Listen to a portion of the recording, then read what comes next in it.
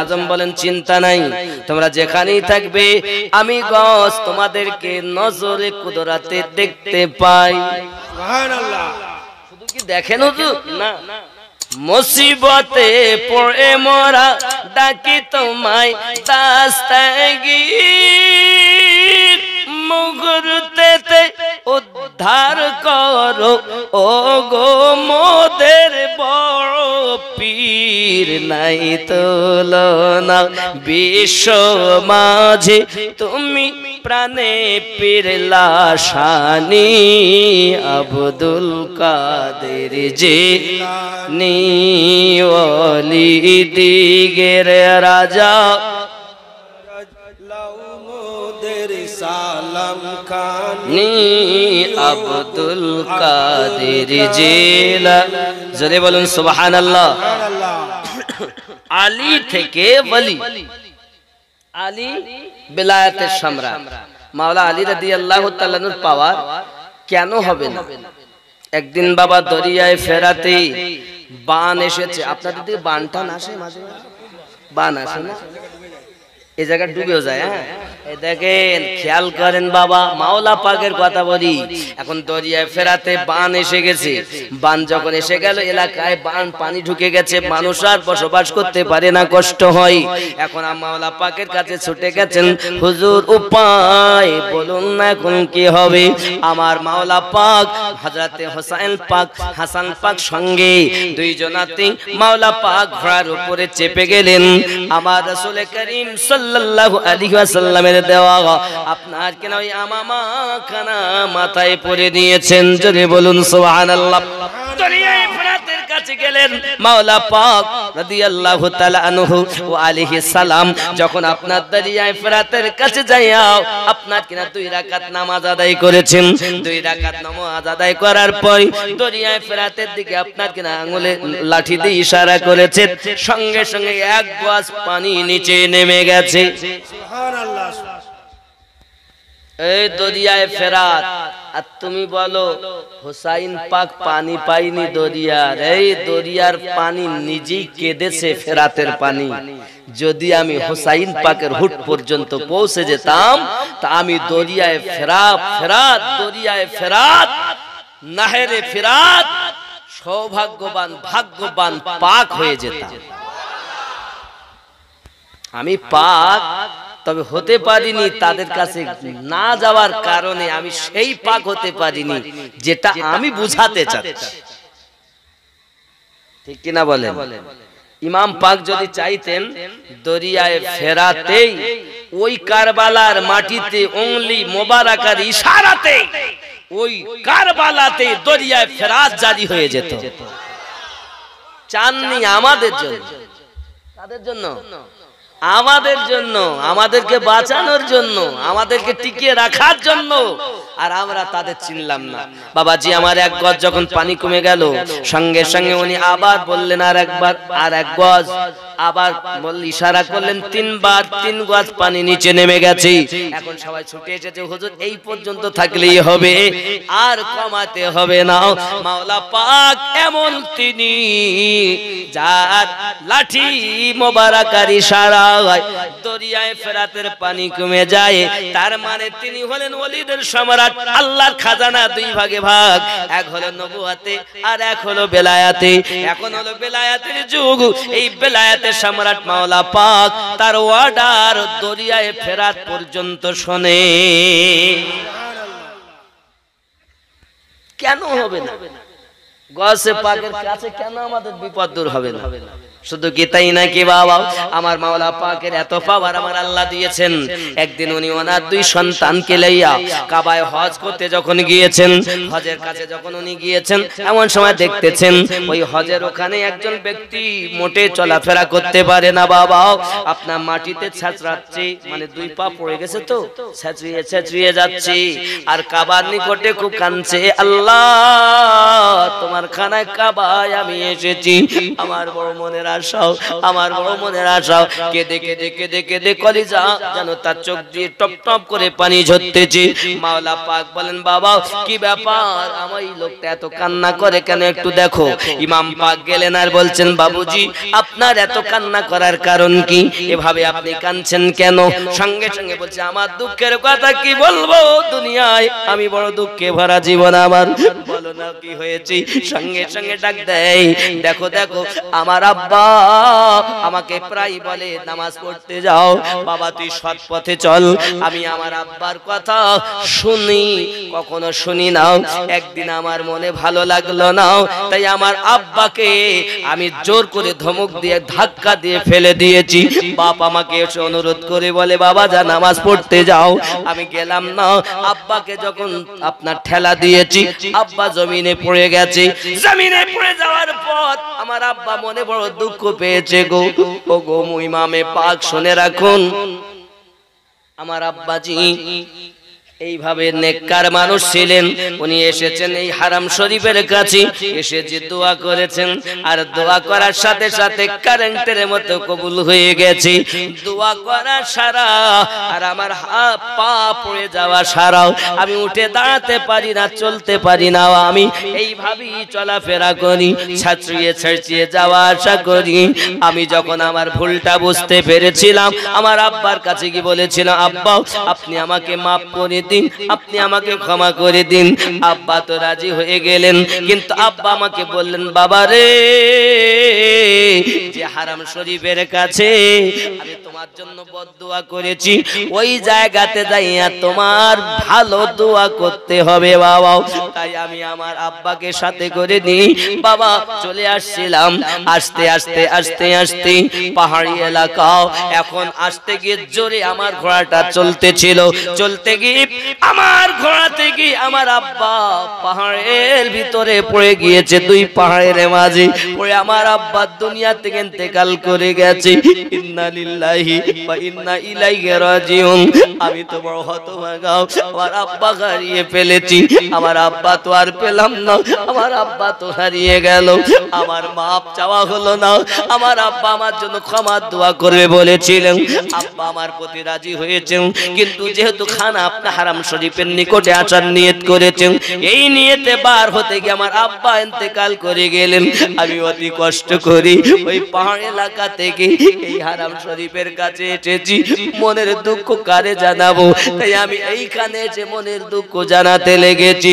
আমার মাওলা পাক, আমার মাওলা পাক হযরত আলী আলাইহিস সালাম রাদিয়াল্লাহু তাআলা আনহু সঙ্গে সঙ্গে আপনার কি নাও 2 রাকাত নামাজ আদায় করে নিলেন। 2 রাকাত নামাজ আদায় করে দেওয়ার পরে আপনার কি না উনি বললেন, উঠে দাঁড়িয়ে যাও। এই দাঁড়ানো কথা বলার সাথে সাথে আব্বা ওই মানুষটি উঠে দাঁড়িয়ে গেল। সুবহানাল্লাহ, নারায়ে তাকবীর, নারায়ে রিসালাত, নারায়ে গোশ, নারায়ে খাজা, ইয়া খাজা, নারায়ে হায়দারি, নারায়ে হায়দারি, পীর ও মুর্শিদ কি দামন, নেই চল, পীর ও মুর্শিদ কি দামন, নেই চল। নারায়ে তাকবীর। কি বললেন? রোজা রাখতে হবে। আমাদের সব কিছু ভালো, আমাদের যদি আমল একটু ভালো হতো না, তা আমরা যাহা বলতাম তাই কবুল হতো। ঠিক নি বাবা? আমরা এই প্লাস্টিকের ফুল হয়ে রয়েছে, দেখতে সুন্দর, সুগন্ধ বিহীন। আমাদের মধ্যে সুগন্ধ নাই।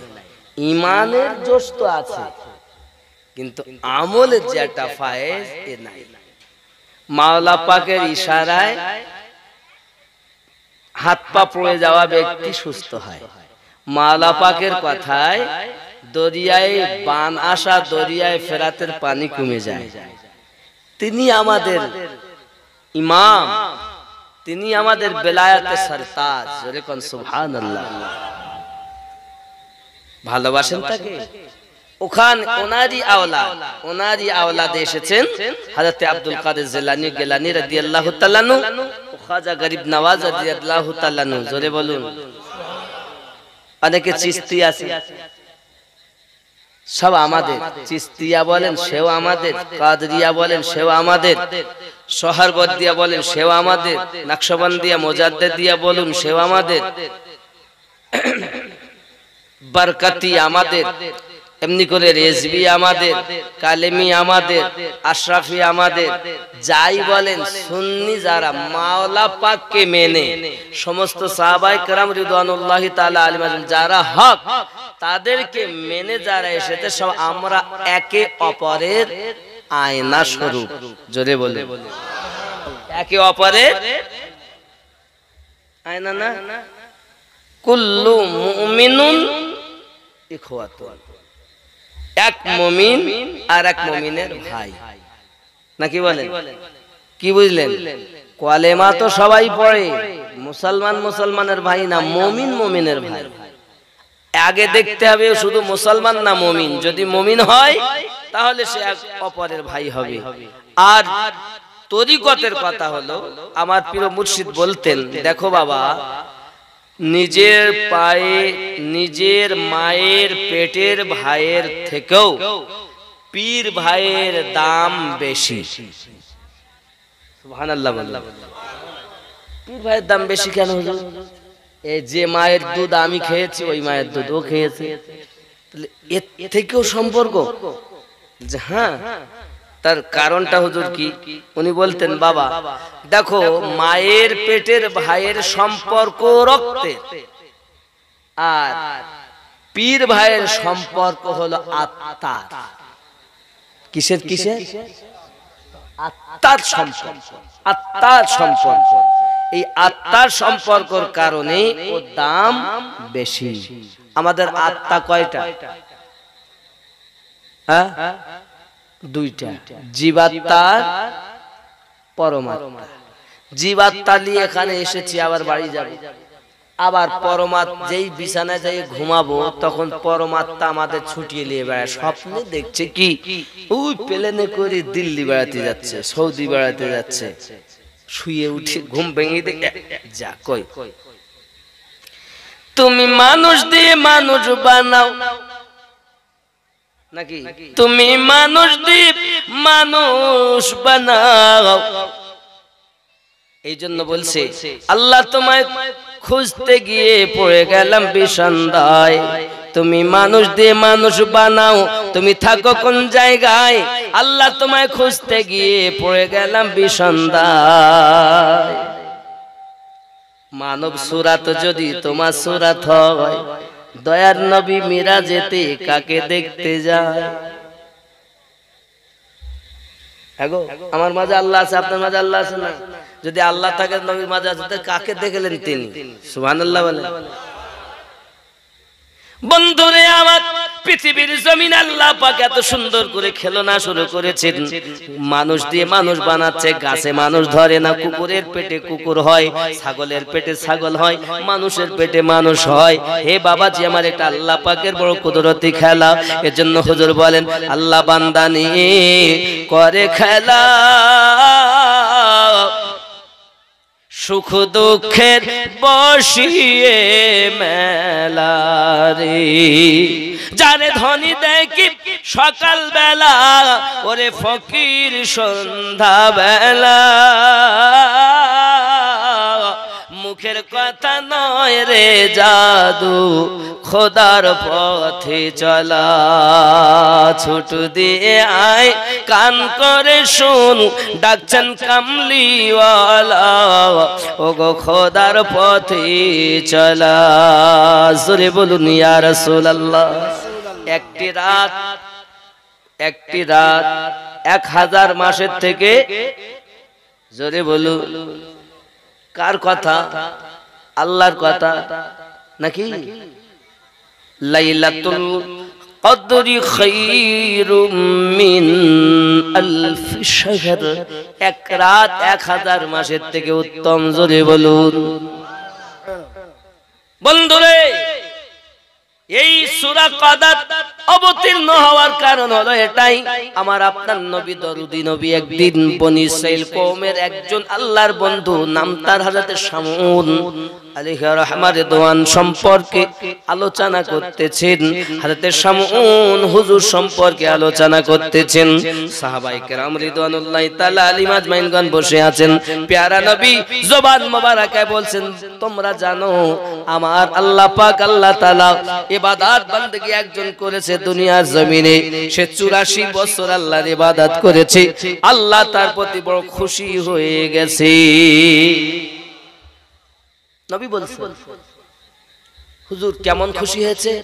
এত খুশি হয়েছে যদি কেউ কখনো তাকে কোন রকম ভাবে আটকাতে চাইতো, কেউ কখনো তাকে আটকে রাখতে পারেনি। যখনই সে হুঁশ ফিরত তখনই সে বিপদ থেকে মুক্তি হয়ে যেত। ইবাদত করে আল্লাহ, কে? নাম তার শামউন। জোরে বলুন সুবহানাল্লাহ। কথা কি বুঝতেছেন? সূরা কদর নাজিল হওয়ার কারণ এবার আমি আপনাদেরকে তুলে ধরছি, যেটা আমরা প্রায় সূরা রমজান মাসে এটা পড়েই থাকি, আর বিশেষ করে বেতের নামাজে পড়ি। পড়েন না? তাহলে কারণটা জানার দরকার আছে না নাই? বলবো না ছেড়ে দেব? বলবো। জোরে বলুন সুবহানাল্লাহ। আমি এমন করছি কেন বলেন? কারণ আমি দুর্বল হয়ে গেছি। একটাই কারণ, এইখানে ব্যথা ওষুধ খেয়ে বক্তব্য রাখছি, কি করব বলেন? আওয়াজটা একটু চেপেই আছে। আল্লাহ শান, আহলে পাকের সাদকা যে আমি কিছু বলতে পারছি। বাঁশের বাঁশি ওনারা যেমন বাজাবে তেমন বাজবে, কিছু করার নেই। একটু দরুদ আল্লাহুম্মা সাল্লি আলা সাইয়্যিদিনা মাওলানা মুহাম্মদ ওয়া আলা আলি সাইয়্যিদিনা।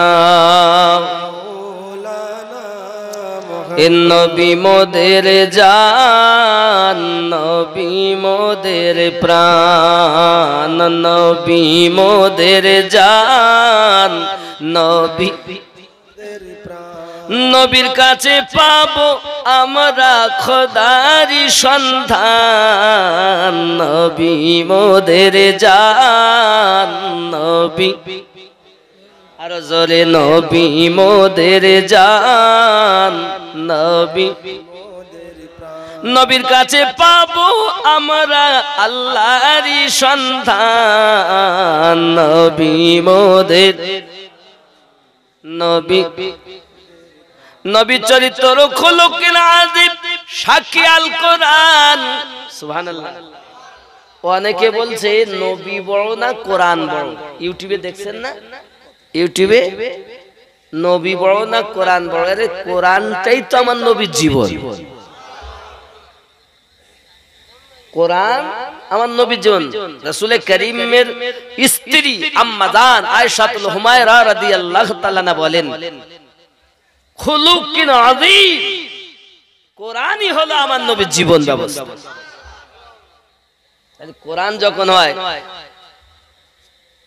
নবী পাকের খাতিরে কোরআন পেয়েছি, কোরআনের জন্য নবী পাই নাই। কোরআন নবীর তাবে, কোরআনের তাবে নবী নয়। জোরে বলো। ছোট বড় কাকে বলবো? তো নবী আলাদা, নবীর চরিত্র কি আলাদা?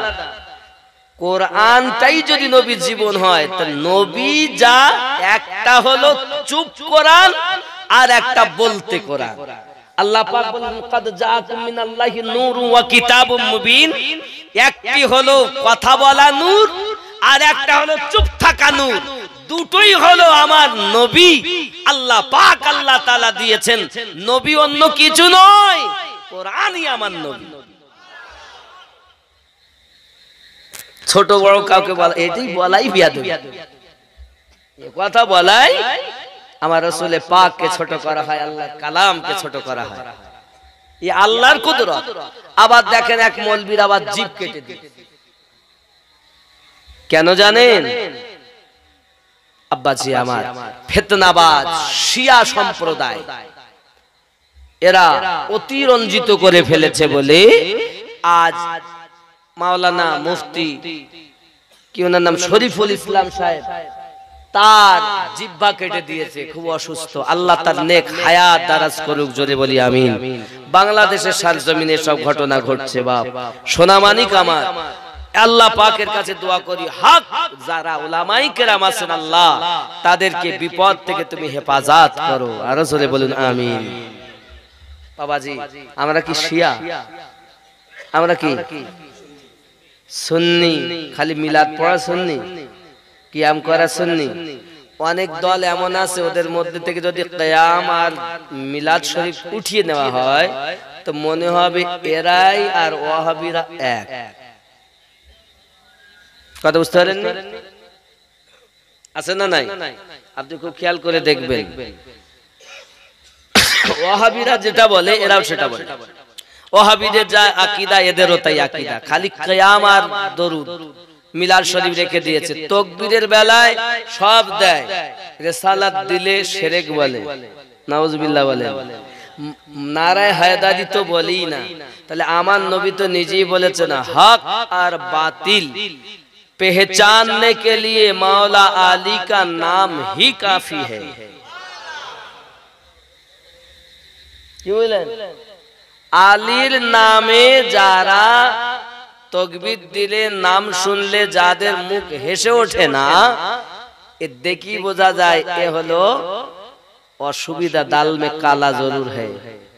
আর মাওলা পাকের নাম শুনে যাদের মুখ হেসে খেলে উঠবে দেখি বোঝা যাবে এটাই হলো ওনার মোহাব্বতি এবং এ হলো জান্নাতি দলের মানুষ।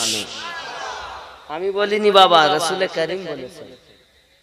আমার নবী আপনার নবী সাল্লাল্লাহু আলাইহি ওয়াসাল্লাম এবার বর্ণনা করতেছেন সামন সম্পর্কে। ওগো আমার সাহাবায়ে কেরাম শুনে রেখে দিন, এত ইবাদত বندگی করেছে ঈসাইরাও, তার এই অবস্থা দেখে মানুষ আল্লাহ আল্লাহ করে বলি ওকে বিপদ থেকে আপনার বিপদে ফেলার জন্য, দুনিয়াতে ওকে জবাই করে দেওয়ার জন্য, মার্ডার করার জন্য, কতল করার জন্য অনেক চেষ্টা করেছে, কোনোভাবে তাকে জব্দ করতে পারিনি। অতি শেষে এলাকার মানুষ তার বিবিকে ফিট করে নিয়েছে।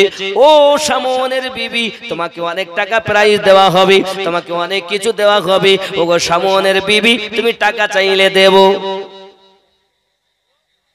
তুমি তোমার স্বামীকে ধরিয়ে দেবে, কারণ তোমার স্বামী কখন কি আরাম করে তুমি তো ভালো জানো।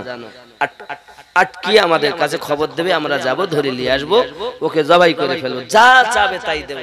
এখন আপনাদের দিকে 500 কোটি টাকা ঢোকে, মায়েদের কি ভান্ডার,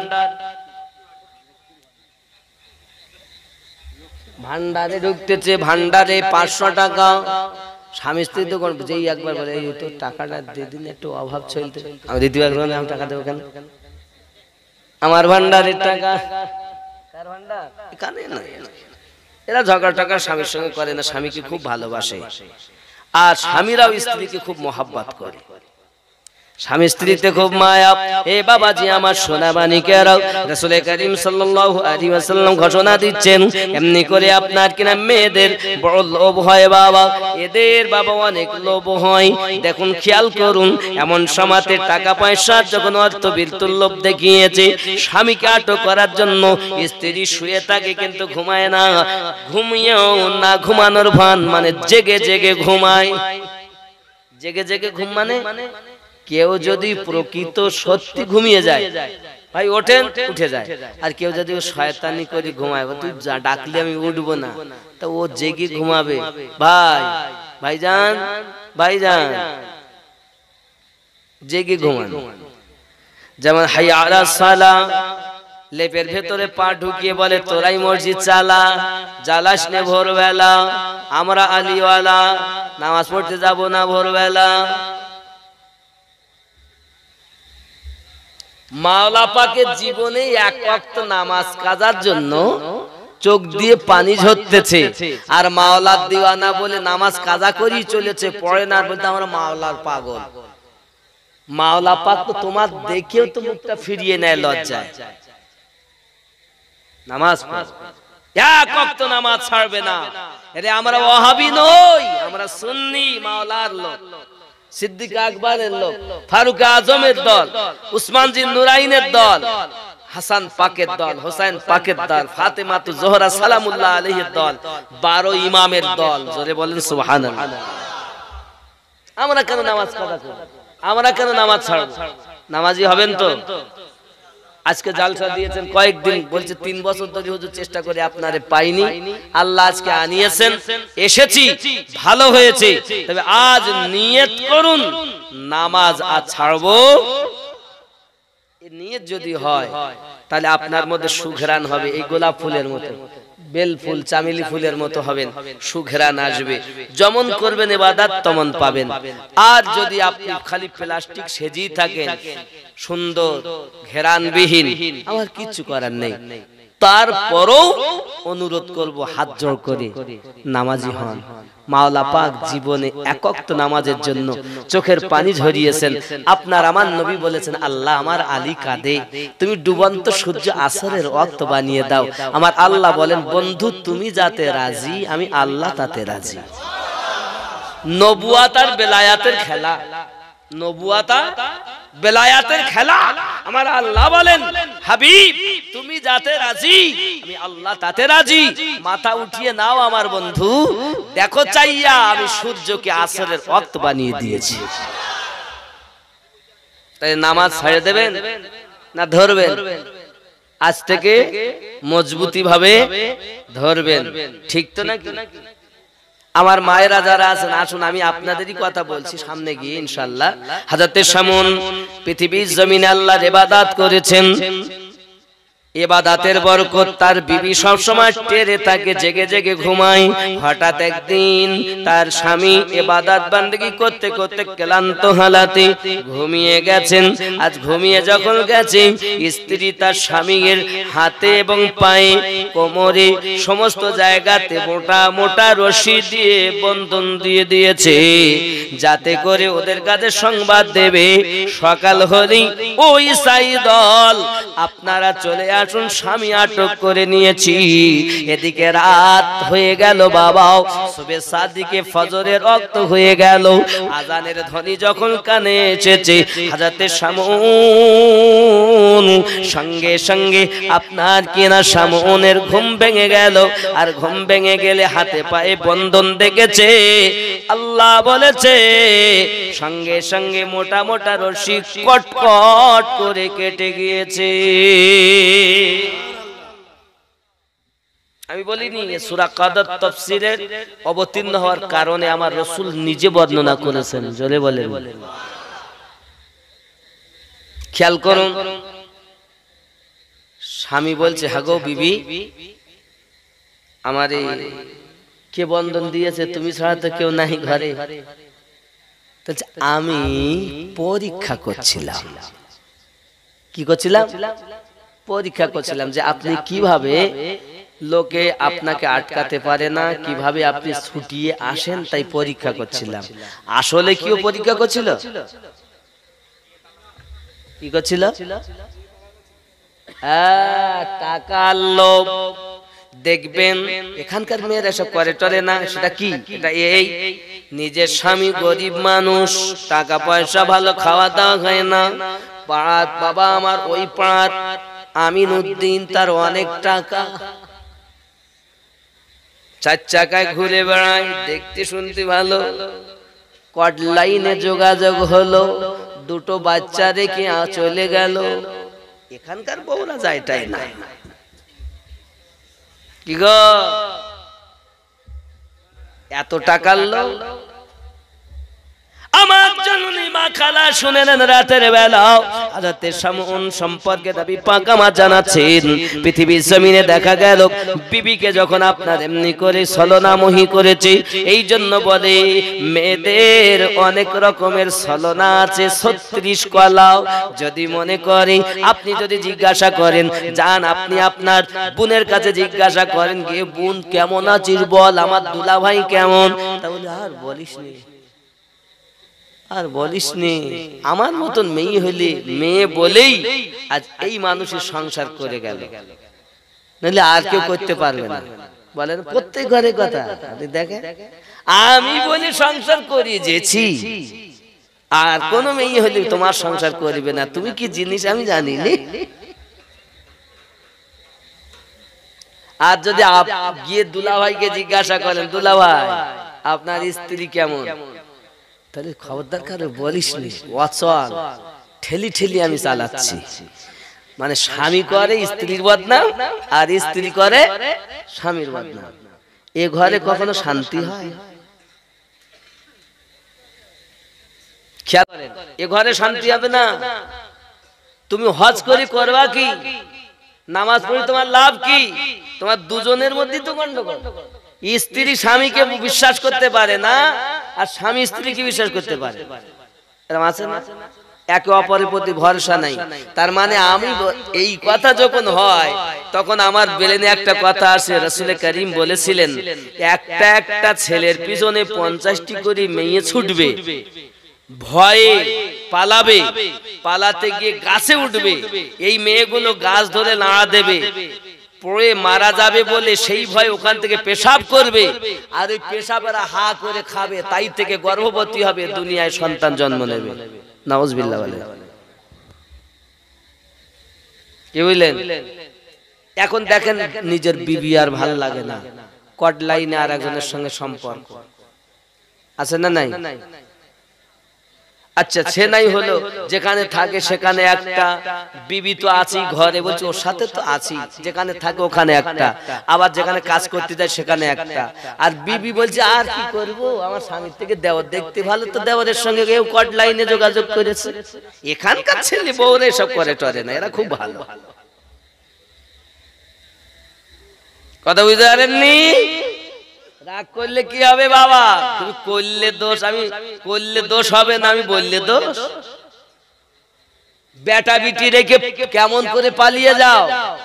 তুমি না মা? আল্লাহ তোমার এত দরজা দিয়েছে, একটা সন্তান পেটে রেখে তুমি যখন কষ্ট করেছো, ব্যথা লেগেছে, সন্তান নড়ে উঠেছে, মা পেট ধরে বসে গেছে, আমার আল্লাহ বলেন আমার বান্দিরে তুই দুঃখ করিস না, আমি আল্লাহ তোকে কবুল হওয়া হজের সওয়াব দিয়েছি। তোমার সন্তান যদি তোমার পেটে জন্ম নেবার আগে পর্যন্ত 1000টা লাথি মারে, আর 1000 বার যদি তুমি পেট ধরে আল্লাহ বলেছো, আমার আল্লাহ 1000 হজের নেকি তোমার নামায় আমলে দিয়েছে। তুমি তো সেই মা, সন্তানকে ফেলে যাও কেমন কেমন?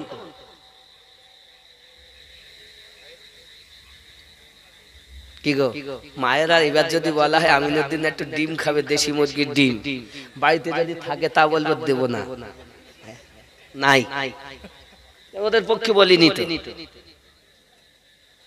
মা হয়ে চলো, নায়িকা হয়ে না। কোরআন তেলাওয়াত করো, হাদিস পাক পড়ো। শুধু আরো শোনেন আমার যুবক ও জওয়ান মা ও খালা ও ভাইরা, প্রতিদিন 5 বার করে ফেরেশতা ইসরাইল, মউতের ফেরেশতা আমাদের দরজায় আসে। কোন সময় আসবে তার গ্যারান্টি নেই। তাহলে তাম পৃথিবীতে 750 কোটি মানুষ, কত কোটি? 750 কোটি। এই 750 কোটি মানুষের কাছে যদি 5 বার হয় তাহলে কতবার?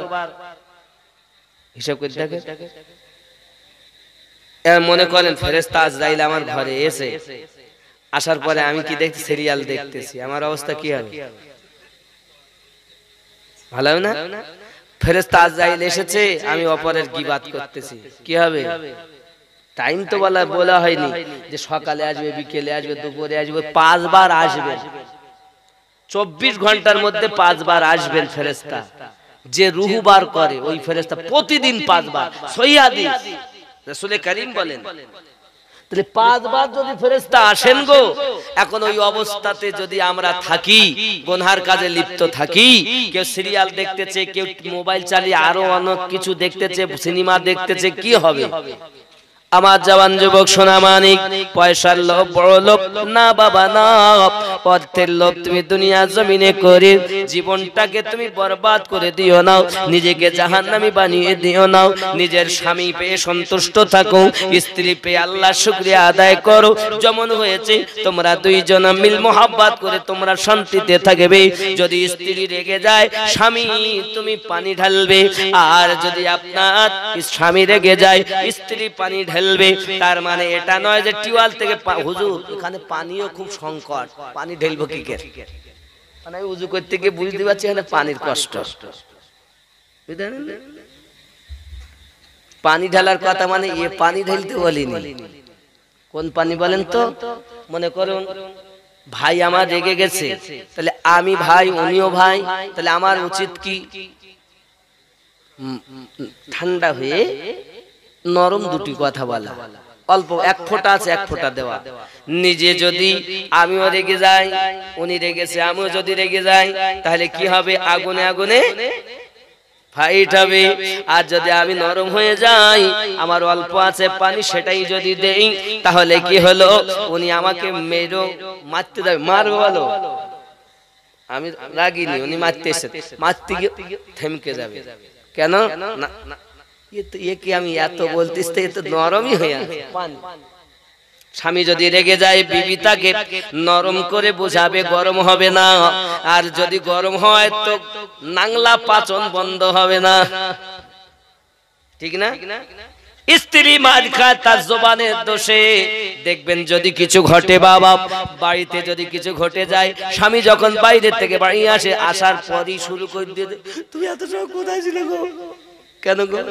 দেখো এই অবস্থা, দেখো তোমার ভাই এই কথা বলেছে, এই পরে ভাত খাও, কই দেখেছি তুই এই কথা বলেছিস, শুরু হয়ে গেল। ভাই ভাইতে গন্ডগোল হয় না, 5 জায়গার 5টা কলা গাছ আসার পরই ভাই ভাইতে গন্ডগোল শুরু হয়ে গেছে। এই ঠিক না ভুল বলেন? 5 জায়গার 5টা কলা গাছ এনেছেন, এ ওরে সহ্য করতে পারেন, ওটা সহ্য করতে, ভাই ভাই তো বলে ইতিপূর্বে কোনোদিন মারামারি হয়নি। আর যেই 5টা কলা গাছ এসে গেল, হিংসা। এ ভাই আর ও ভাইয়ের সঙ্গে কথা বলেন, ও ভাই ও ভাইয়ের সঙ্গে কথা বলেন, এরকম আছে না নাই? এ কলা গাছ 10-8 কাপড় কলা গাছের মতো জড়িয়েছে, কাঁধে জড়িয়েছে, সেটা ছোট একটা ধেনাচিকা ব্যাগ নাকি, শুটিং শাটিং ফিটিং, কাঁধে মেরেছে সিফটি পিনার হুকিং, ছোট ঝুলিয়েছে একটি ব্যাগ। ছেলেরা তোরা ঘুরে ঘুরে আমি আমার দিকে দেখ, লাম খালি মিম খালি নুনের পেটে এক নোক্তা, পেট খালি পিঠ খালি কপালেতে এক নোক্তা, একই বড় বিহায়া, এই মায়ের পেটে কখনো গৌসে আজমের দিওয়ানা জন্ম নেবে না। মা গো তুমি নায়িকা হয়ো না, মায়ের মতো জীবন যাপন করো। আপনার আমার নবী সাল্লাল্লাহু আলাইহি ওয়াসাল্লাম বর্ণনা দিচ্ছেন, সাহাবীয়া রাসূলগণ ভালো করে বুঝে নেন। এমনি করে দেখা গেল তার স্ত্রী তার কাছে বাহানা শুরু করেছে, টাল বাহানা শুরু করেছে। কথায় বলে মহিলাদের 36 কলা, যদি মহিলা ইচ্ছা করে আপনাকে আপনার সুখে সংসার বানিয়ে দিতে পারে। আর যদি আপনার মহিলার ইচ্ছা করে আপনার সংসারে যত ইনকাম করে আনেন থাকবে না। আপনার নামাজ কবুল হওয়ার পিছনে আপনার স্ত্রীর হাত আছে, সুবহানাল্লাহ বলেন। এই জন্য স্বামী স্ত্রী আগে ভালো হইতে, ওয়াজ বহু শুনেছেন, আজকে একটু শোনেন। স্বামী স্ত্রী ভালো।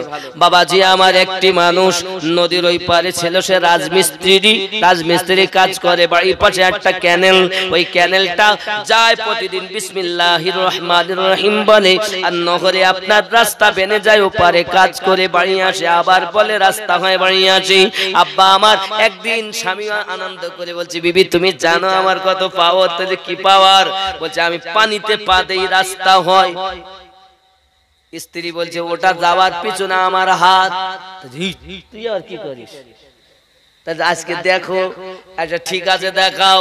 বাবাজি আমার সেদিন সকালবেলা স্ত্রী রান্না বাড়া করেছি, স্বামী প্রতিদিনের নাই খেয়ে চলে গেছে, বিসমিল্লাহির রহমানির রহিম বলে, তো ওই নহরে আর রাস্তা হয় না, পানির মধ্যে পা ঢুকে যাচ্ছে। এরকম হয় কেন? বিসমিল্লাহির রহমানির রহিম পা ঢুকে যায়, এরকম হয় কেন? 5-7 বার করি, যাওয়াই হলো না ভাই। বিবি গো ব্যাপার কি, যেতে পারলাম না। স্ত্রী ডাক দিয়ে বলে, স্বামী গো প্রতিদিন আমি পবিত্র হালাতে উযু বানায়া আপনাকে আমি রান্না করে দেই, সেই খাবার খেয়ে আপনি কাজে যান, আপনি দড়ি আপনার নহরে যাইয়া পানিতে পা দেন, সঙ্গে সঙ্গে পানি রাস্তা হয়ে যায়। আজ আমি আপনাকে নাপাক হালাতে রান্না করে দিয়েছি, আর নাপাক হালাতে রান্না খেয়ে আপনি যাচ্ছেন বলে আর নহরে রাস্তা তৈরি হয় না। যুবক রে, আমি আমার মায়েদের বলতে চাই, মা আপনি যখন রান্না করবেন মাথার কাপড় যেন আপনার পড়ে না যায়। আল্লাহর তাসবিহ, আল্লাহর জিকির, নবীর দরুদ, কোরআন তেলাওয়াত, জিকির আজকার, নাত শরীফ, মানকাবাত আপনার মুখ থেকে যেন বন্ধ না যায়। আর আমার মায়েরা কি রান্না করতেছে, মাথায় কাপড় নাই, এই আছে না হাঁটুর কাপড় আলগা, গালি পাচ্ছে ছেলেপিলেকে, গাল দিচ্ছে, তোর মরণ হয় না, মরণ হয় না, দিকে বাট বাট। ওই খাবার খেয়ে তোমার মাওলা পাকে দিওয়ানা হবে? নায়িকার দল কোথাকার? মা মায়ের সম্মান আলাদা, নায়িকার কোনো সম্মান। নায়িকা জাহান্নামী আর মা হলো জান্নাতি। রাগ করছেন? কিচ্ছু করার নেই আব্বা, যেহেতু আজ দাওয়াত দিয়ে এনেছেন শুনতে তো হবেই। আব্বাজি আমার সোনা মানিকেরা খুব ভালো করে বোঝেন, তাহলে স্বামী স্ত্রীতে যত মায়া, সংসারে তত বরকত। আজ বেলা 11টা 12টা বেজে যায়, গোসল নাই, আছে না? এ আল্লাহর বান্দা বান্দি, আমি আমিনুদ্দিনের প্রতি রাগ করে কোনো কথা হবে না। আমার মা, আমি আপনাদের মুখ থেকে কথা বলতে আসিনি মা, আপনারও তো সেই মায়ের জাত। আপনার মতো একজন মা আমার গৌসে আজমকে পেটে ধারণ করেছিলেন, আপনারই মতো একজন মা আমার খাজা গরিব নওয়াজকে পেটে ধারণ করেছিলেন, আপনারই মতো একজন মা খাজা গরিব নওয়াজকে পেটে ধারণ করেছেন, আপনারই মতো মা মুজাদ্দিদ আল ফেসানি রাদিয়াল্লাহু তাআলা কে পেটে ধারণ করেছেন, আপনারই মতো একজন মা হযরতে সরকার আলা হযরতকে পেটে ধারণ করেছেন, আপনারই মতো একজন মা হরপুর দরবার শরীফে পীর সাহেব হুজুরদেরকে পেটে ধারণ করেছেন, আপনারই মতো একজন মা মাওলা পাককে পেটে ধারণ করেছেন, মেদিনীপুরে মাওলা পাককে পেটে ধারণ করেছেন। ওরে আমার সোনা মানিক, আমার আম্মা জান, আপনারা হলেন মায়ের জাত। মা হয়ে জীবন যাপন করুন, এহ জগতে লাভ হবে। আপনার সন্তান দুনিয়ায় নেক জন্ম নেবে, আখেরাতে আম্মা জান খাতুনে জান্নাত সালামুল্লাহ আলাইহা যে জান্নাতে থাকবেন, সেই জান্নাতে আপনিও থাকতে পারবেন। বুঝতে পারছেন তো কথা? এখন বাবাজি আমার সামনের কথা আমার নবী পাক বলতে বলতে আবার বলছেন, শুনে রাখো, বিবি যখন ছলনা মহি বাহানা করেছে, সামন কিছু বললেন না, ঠিক আছে ঠিক আছে, এমন করে আপনার কিনা দেখা গেল আবার অপেক্ষায় থাকে। ওরা জিজ্ঞাসা করে কি খবর, বলে চেষ্টা করিলাম, বেদি দিলাম, কিন্তু হঠাৎ দেখি বন্ধন খুলে গেছে, করবটা কি? অপেক্ষায় থাকি, ধৈর্যের গুণ আছে। আব্বাজি আমার সামুন আল্লাহর ইবাদত করতেন, রাত দিন আল্লাহর ইবাদতে কাটাতেন, ঘুমাতেন খুবই কম। বাবা আমার আল্লাহওয়ালারা বলেন, কম কথা বলো, কম খাও, কম ঘুমাও, কম খাওয়া, কম ঘুমানো, কম কথা বলায় যে মজা পাওয়া গেছে। ইমাম গাজ্জালী রাহমাতুল্লাহ আলাইহি বলেন, আমি ইবাদত করি 30 বছর ধরে যে মজা পাইনি, আমি এই 3টি জিনিস অবলম্বন করে যা পেয়েছি। এই 3টি জিনিস যখন আমি অবলম্বন করেছি, আমি আসমানের দিকে তাকিয়েছি, লোহে মাহফুজ পর্যন্ত দেখতে পেয়েছি। আমি যখন জমিনের দিকে তাকিয়েছি, তাহাতো সারা পর্যন্ত দেখতে পেয়েছি। আব্বাজি আমার সোনা মানিকেরাও, ইমাম গাজ্জালী রাহমাতুল্লাহ আলাইহি বলেন, পৃথিবীর জমিনে যাকে তুমি পথ প্রদর্শক হিসাবে মানবে, যাকে তোমরা পীর বলে গ্রহণ করবে, ওই পীরটাকে তোমরা এমন ভাবে দেখবে, প্রথম নজরে তোমার পীর তোমার দুনিয়ার চিন্তা ভাবনা, দুনিয়ার কুচিন্তা সব দূর করে দেবে। প্রথম নজরেই তোমার এই মনের ময়লা দূর করে দেবে, তারপর তোমাকে বায়াত গ্রহণ করিয়ে নেবে। যে পীর তোমার মনের ময়লা দূর করতে পারে না, তার কাছে বায়াত গ্রহণ করা যাবে না। হয়তো আপনি বলবেন, হুজুর চোখের নজরে কি সব কিছু হয়? হ্যাঁ বাবা হয়। কুমিরে বাচ্চা দেয় না বাবা, কুমিরে কিন্তু ডিম পাড়ে। কুমির যখন ডিম পাড়ে বাবা ওই বালুতে আপনার ডিমটা চেপে রেখে দেয় বাবা দূর থেকে তাকাতে থাকে চোখ দিয়ে দেখতে থাকে এই চোখের আকর্ষণে ডিম থেকে বাচ্চা ফুটে যায় আমি আপনাদের বুঝাতে চাই বাবা অবলা জীব কুমিরের চোখ দিয়ে যদি আকর্ষণে ডিম থেকে বাচ্চা ফুটে যায় আমরা শ্রেষ্ঠ জীব নিশ্চিত আমাদের চোখে পাওয়ার আছে বাবাজি আমার সোনা মানিকেরাও আপনি গাউসে আজমের কাছে চলুন হযরত আব্দুল কাদের জিলানী রাদিয়াল্লাহু তাআলা আনহুর ঘরে চোর এসেছে চুরি করতে বাবা খাজা খিজির এলেন হুজুর গো অমুক জায়গায় কুতুব ইন্তেকাল করেছেন ঠিক আছে চিন্তার কারণ নাই ঘরের ভিতরে আছে ওইটাকে ধরে নিয়ে এসো যেই ঘরের ভিতরে গেছেন সম্মুখে ধরে নিয়ে এসেছেন যাও তুমি জামানার কুতুব হয়ে গেছো নারে তাকবীর নারে তাকবীর নারে রিসালাত ইয়া রাসূল নারে রিসালাত নারে গোশ নারে খাজা ইয়া খাজা নারে হায়দারি ইয়া আলী नारे हैदरी ইয়া আলী मुर्शिद की दामन नहीं छोड़ेंगे मुर्शिद की दामन नारे तकबीर সকালবেলা চোর যখন কুতুব রাতে এসে সকালে বাবুর্চি 30 বছর ধরে রান্না বাড়া করে মনের ভিতরে যন্ত্রণা এই সর্বনাশ রাতে এসে সকালে কুতুব হয়ে গেল আর আমি 30 বছর ধরে কিছু পেলাম না এ দরবারে থাকবো না নিজের যা ঝোলাঝামটা ছিল পোটলা করিলি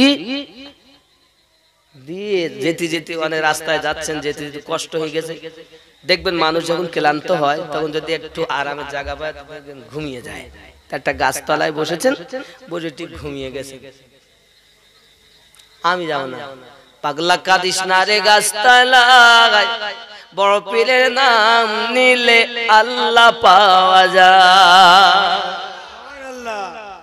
পাকা দিসনা রে গাছতলায় বড় পীরের নাম নিলে আল্লাহ পাওয়া যায় পাগলা কাদিস না রে গাছতলায় বড় পীরের নাম নিলে আল্লাহ পাওয়া যায় আমার বড় পীরের এমনি শান চোরকে কুতুব বানাত আমার বড় পীরের এমনি শান চোরকে কুতুব বানাত মুর্দা জিন্দা করেন তিনি হাতের ইশারায় এই বড় পীরের নাম নিলে আল্লাহ পাওয়া যায় ঠিক না ঠিক না হ্যাঁ আমার বড় পীরের আছে ঘটনা আমি করব কি বর্ণনা এ মুরগি এ মোরগ খেয়ে জিন্দা মোরগ করেন হাতের ইশারায় বড় পীরের নাম নিলে আল্লাহ পাওয়া যায়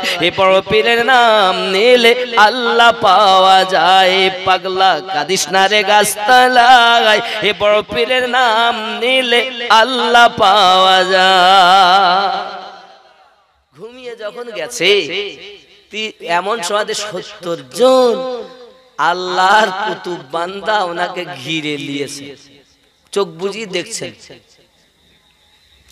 জান্নাতের খাবার এসেছে 71টা কয়টা ওদের মধ্যেই বলা কওয়া করছে হুজুর প্রতিদিন তো আসে 70টা আজকে 71টা কেন তখন ওনাদের মধ্য থেকে আওয়াজ আসছে এই যে গাছ হেলান দিয়ে বসে ঘুমাচ্ছেন চোখ বন্ধ করে ইনি হলেন আমাদের এই 70 জনের সর্দার 30 বছর আগে বড় পীর সাহেব এনাকে আমাদের সর্দার করে দিয়েছেন সুবহানাল্লাহ পাগলা কাদিস না রে গাছতলায় বড় পীরের নাম নিলে আল্লাহ পাওয়া যায় পাগলা যখন ঘুম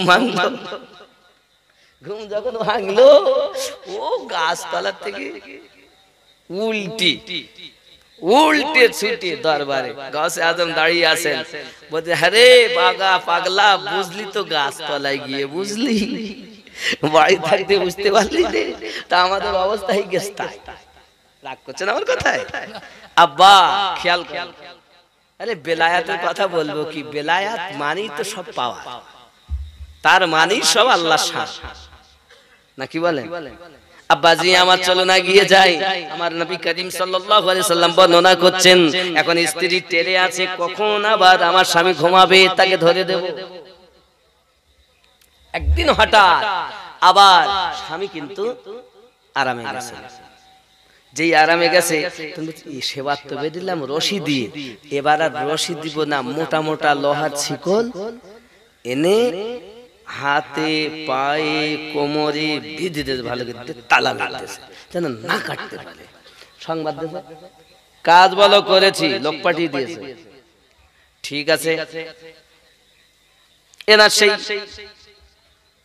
রাত গভীর, ঠিক সুবহ সাদেকের আগে এনার আবার যেই ঘুম ভেঙেছে, দেখে হাত পায়ে সব বাঁধা, লোহার শিকল, যেই এক কষণ দিয়েছেন আল্লাহ বলে, সমস্ত লোহার শিকলের বন্ধনগুলো কট কট কট কট করে কেটে সব পরিষ্কার হয়ে গেছে। জোরে বলে। আবার জিজ্ঞাসা, বিবি গো আমাকে এভাবে বন্ধন দিল কে? স্ত্রী বলছে, স্বামী আমি আপনাকে পরীক্ষা করছিলাম। কি বললেন? স্ত্রী জিজ্ঞাসা করে, স্বামী বলছেন, স্বামী বলছেন, দেখো দুনিয়ায় কোনো এমন শিকল তৈরি হয়নি, দুনিয়ায় কোনো এমন খাঁচা তৈরি হয়নি যে আমাকে আটকে রাখতে পারে। আল্লাহ আমাকে শান দিয়েছেন ইবাদতের বরকত। জোরে বলে।